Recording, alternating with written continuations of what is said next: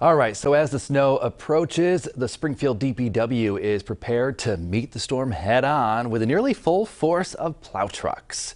DPW Director Chris Signoli says that Springfield currently has 125 plow truck operators, so that's only 25 fewer than the maximum fleet of 150 trucks. But it is a substantial increase over the city's snow fighting capability just a few months ago.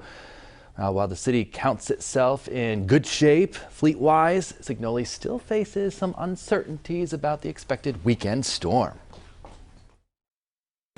Our overall thing kind of is two things. Number one, it's timing and length of storm, and then you put the snow total on top of it.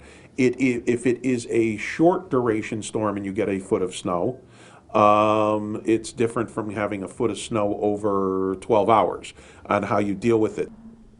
So with the uncertainty over the amount of snow to expect on Saturday, Signoli said, however much snow we get, the DPW will plow it.